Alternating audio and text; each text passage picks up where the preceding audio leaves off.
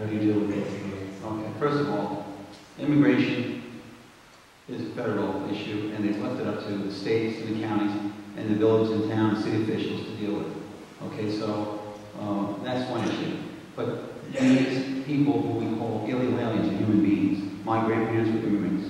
I'm sure most of the people in this room come from backgrounds of immigration. Okay, so the real problem here is not the people, but they're being provided places to live, which we call illegal or overcrowded housing. These are the landlords. And my opponent here and his running mates have a very big supporter who is one of the most well-known absentee landlords in Glencoe, who has been in court for $20,000 for fines and settled for $12,000 and $500 for fines, either on behalf of himself or is authorized to do so on behalf of others who he represented. Okay, so, and they know who this person is. So I've been cracking down on legal housing. One of the reasons this person is so vocal is because I put into business as usual in Glencoe. Basement apartments with babies in them. One of his own houses with a basement apartment with a baby, a newborn. This has got to stop. And I'm not even looking for this particular gentleman's apartments. I know they exist, but I'm not tracking them down. The police are calling them in. The fire department's calling them in. The EMS is calling them in. I put two private investigators, a male and female out there, who go looking for house sales and see if they find evidence of these things.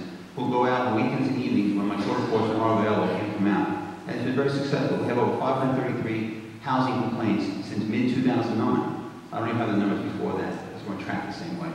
And some of these are in court, like this one person I'm speaking about, who's here today, actually, who was at the Knights of Columbus meeting too, listening to his neighbors complain about these very activities that he's part of. So it's a big problem, but the landlords really cause it. If they didn't provide the other spaces, the people wouldn't live there. Okay, it impacts our schools and the school tax, it impacts the garbage we throw away, we pay by ton, it impacts the water we pump out of the ground, electric costs, it impacts the roads, it impacts everything. So, first of all, let's get this issue out of the way. I'm glad to see that there's some substance to the mayor's defense of his position on illegal housing in the city. The fact is, if somebody acting illegally in the city, I would expect the mayor and his Department of Code Enforcement, if there were one, to take action against it. I would also expect the mayor not to live in a house that's not registered as having a non-resident landlord. Well, let's get back to practicalities. 2 years ago, just a little bit before the 2009 election, it's funny how things happen just a little bit before elections. The mayor and city council decided they were going to create a Department of Code Enforcement. That was going to be a new era in stopping illegal housing in this city. Well, we had a director of code enforcement for a period of a total of 4 days. We've never filled a position since then. It's unfunded right now. It's still under the housing department. The very circumstances that the mayor and council told us just would not do. It was not effective.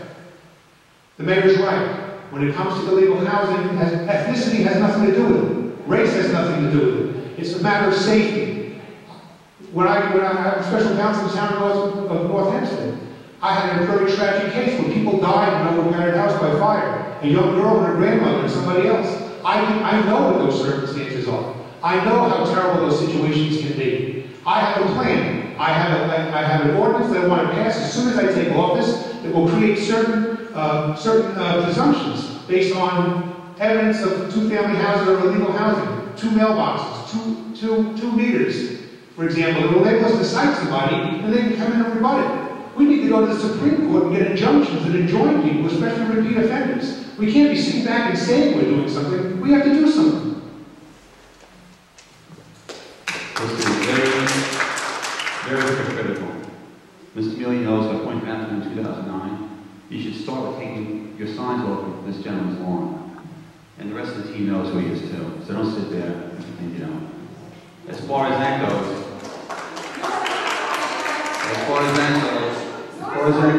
listen,